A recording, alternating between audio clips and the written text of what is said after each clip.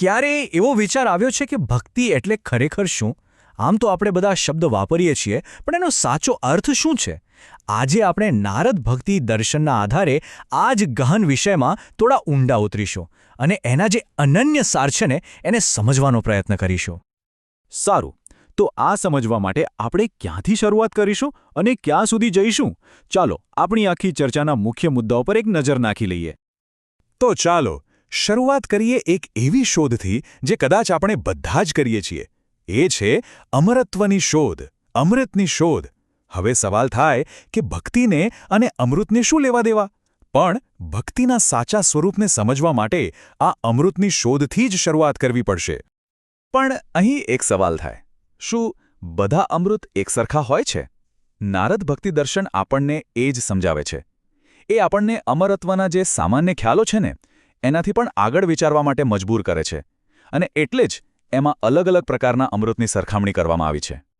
જુઓ, અહીં બે પ્રકારના અમૃતની વાત છે. એક છે દેવતાઓનું અમૃત. એ પીવાથી વૃદ્ધાવસ્થા અને રોગ નથી આવતા, પણ એની એક કિંમત છે.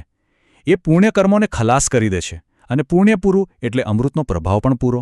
બીજું છે ચંદ્રનું અમૃત, જે વનસ્પતિઓ દ્વારા આપણા શરીરને પોષણ આપે છે. પણ શું એ મૃત્યુ કે દુઃખને રોકી શકે છે? ના. તો મતલબ શું થયો? કે આ બંને અમૃત ભલે ગમે તેટલા સારા લાગે, પણ છે તો અધૂરા જ. અને આ બંને અમૃતની જે મર્યાદાઓ છે એ જ આપણને એક ત્રીજા સાચા અમૃત તરફ લઈ જાય છે.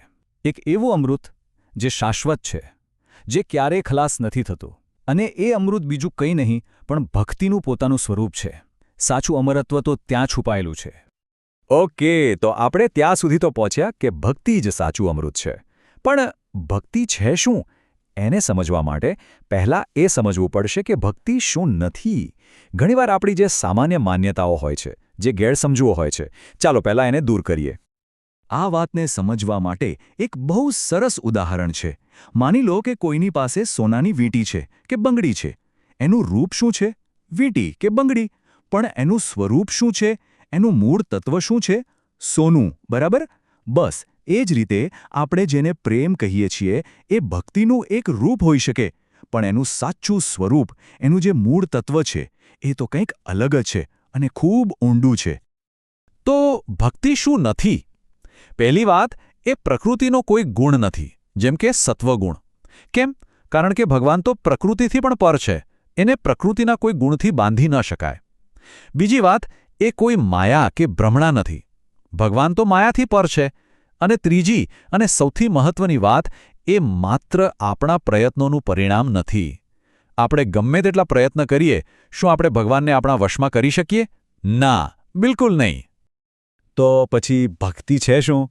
હવે આપણે એની સાચી વ્યાખ્યા પર આવીએ છીએ, અને આ સમજવું ખરેખર અદ્ભુત છે. ભક્તિ એ ભગવાન સુધી પહોંચવાનું કોઈ સાધન નથી. ભક્તિ તો ભગવાનનું પોતાનું જ સ્વરૂપ છે, એમનો પોતાનો જ આનંદ છે. અને એ આનંદ એ પોતાના ભક્ત દ્વારા માણવાનું પસંદ કરે છે. આ વાત થોડી અઘરી લાગે કે ભગવાન પોતાના જ આનંદને કેવી રીતે માણે? એના માટે એક બહુ જ સુંદર પ્રસંગ છે. કહેવાય છે કે એકવાર શ્રી કૃષ્ણ પોતે રાધાજીના પ્રેમમાં એટલા ખોવાઈ ગયા, એટલા લીન થઈ ગયા કે ખુદ રાધે રાધે એવું રટણ કરવા લાગ્યા. અને એમના આ પ્રેમમાંથી એક એવું દિવ્ય સંગીત પ્રગટ થયું, એટલું મધુર, એટલું મનમોહક કે સ્વયં સંગીતની દેવી માં સરસ્વતી પણ એને સાંભળવા માટે ત્યાં આવી પહોંચ્યા. હવે જ્યારે સરસ્વતીજીએ કૃષ્ણની સેવા કરવાની ઈચ્છા બતાવી તો કૃષ્ણએ શું કર્યું? એમણે સરસ્વતીજીને એક પોલા વાંસમાં ફેરવી દીધા. અને એ વાંસ શું બન્યું? એમની વાંસળી. આ વાંસળી જે અંદરથી એકદમ ખાલી છે, એ જ તો એક સાચા ભક્તનો પ્રતીક છે. જે અંદરથી ખાલી હોય, અહંકાર વગરનો હોય, એના દ્વારા જ ભગવાન પોતાના આનંદની ધૂન વગાડી શકે છે, પોતાના જ પ્રેમનો સ્વાદ માણી શકે છે. તો હવે આપણને ભક્તિના સ્વરૂપ વિશે થોડો ખ્યાલ આવ્યો. હવે એ જોઈએ કે ભક્તિનો આ જે માર્ગ છે એ બીજા આધ્યાત્મિક માર્ગો કરતાં આટલો અલગ કેમ છે? એમાં એવું તો શું ખાસ છે? આ તફાવત અહીં બહુ સ્પષ્ટ રીતે દેખાય છે. ધર્મનો માર્ગ હોય, યોગનો માર્ગ હોય કે જ્ઞાનનો માર્ગ હોય, એ બધામાં સાધકે પોતે જ મહેનત કરવાની છે. બધી તપસ્યા, બધું બલિદાન, બધો પ્રયત્ન એનો પોતાનો છે. પણ ભક્તિના માર્ગમાં જુઓ, અહીં શરૂઆતથી જ પહેલા પગલાંથી જ ભગવાન પોતે સાથ આપે છે. એ પોતે જ મદદ કરે છે. આ જ તો સૌથી મોટો તફાવત છે. આને એક બીજા ઉદાહરણથી સમજીએ. માની લો કે એક નદી પાર કરવાની છે. બીજા રસ્તાઓમાં શું થાય? કાં તો જાતે તરવું પડે અથવા જાતે હોડી ચલાવવી પડે. બધી મહેનત પોતાની. પણ ભક્તિમાં શું થાય ખબર છે? અહીં તો સામેવાળા કિનારેથી ભગવાન પોતે હોડી લઈને આવે છે, હાથ પકડે છે અને હોડીમાં બેસાડીને સામે લઈ જાય છે.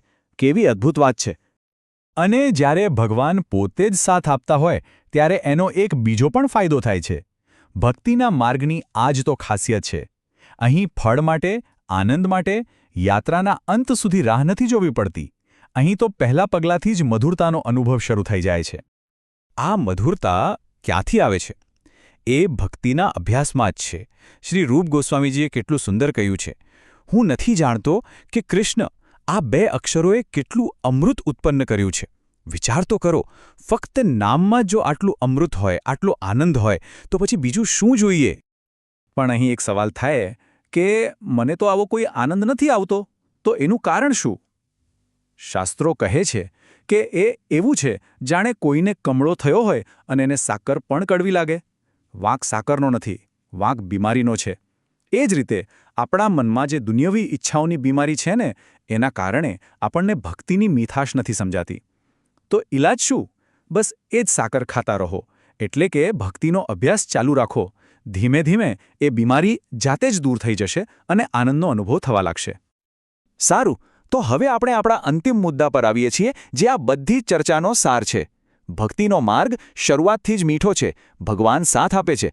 પણ આ યાત્રાનું ગંતવ્ય શું છે? એ ક્યાં પૂરી થાય છે? ચાલો જોઈએ કે કેમ આ યાત્રા ક્યારે પૂરી જ નથી થતી. આ તફાવત સમજવો ખૂબ જ જરૂરી છે. જુઓ, બીજા બધા આધ્યાત્મિક માર્ગો કેવા છે? એ એક સાધન જેવા છે. તમે એનો ઉપયોગ લક્ષ્ય સુધી પહોંચવા માટે કરો છો. અને જેવું લક્ષ્ય મળી ગયું એટલે તમે સાધનને મૂકી દો છો.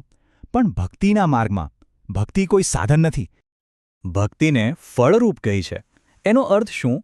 કે ભક્તિ એ ફળ સુધી પહોંચવાનો રસ્તો નથી. ભક્તિ પોતે જ ફળ છે. એ જ સાધન છે અને એ જ સાધ્ય છે. એ ભક્ત અને ભગવાન વચ્ચેની એક પ્રેમભરી, આનંદમય લીલા છે. એક એવો સંબંધ છે જે ક્યારેય પૂરો થતો જ નથી. એ તો બસ ચાલતો જ રહે છે. અને આ વાત આપણને એક અંતિમ ગહન વિચાર સાથે છોડી જાય છે. જરા વિચારો, જો આ માર્ગ પોતે જ ગંતવ્ય હોય અને એનો પહેલો સ્વાદ જ અનંત મીઠો હોય, તો પછી એની ઊંડાઈ કેવી હશે? એની પૂર્ણતા કેવી હશે? એની તો કદાચ આપણે કલ્પના પણ નથી કરી શકીએ.